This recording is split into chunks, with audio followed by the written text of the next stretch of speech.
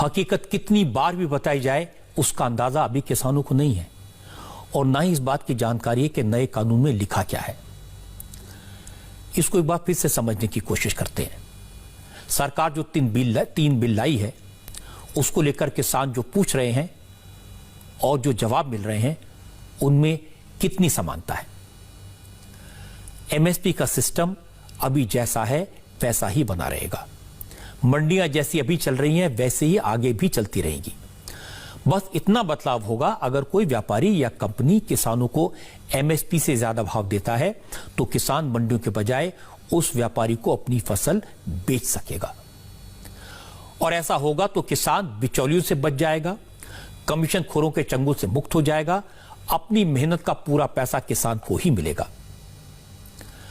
सवाल यह उठाया गया कि कंपनियां कॉन्ट्रैक्ट फार्मिंग के नाम पर किसानों की जमीन पर कब्जा कर लेंगी।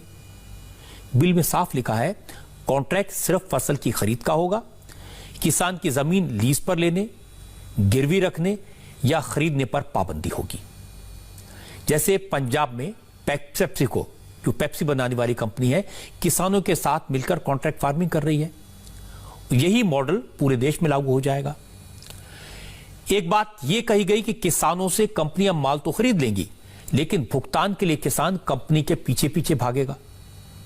हकीकत यह है कि बिल में साफ लिखा है किसानों से सीधे सीधे फसल खरीदने वाली कंपनियों को तुरंत भुगतान करना होगा और ई कॉमर्स के जरिए किया गया भुगतान ज्यादा से ज्यादा 3 दिन में किसान के अकाउंट में पहुंच जाना चाहिए। कॉन्ट्रैक्ट फार्मिंग करने वाली कंपनी को किसान की फसल खेत से उठानी होगी और 2/3 भुगतान तुरंत करना होगा, बाकी का 1/3 3 दिन के अंदर। इसके बाद भी कांग्रेस अगर किसानों से कह रही है कि इस कानून से उनका नुकसान होगा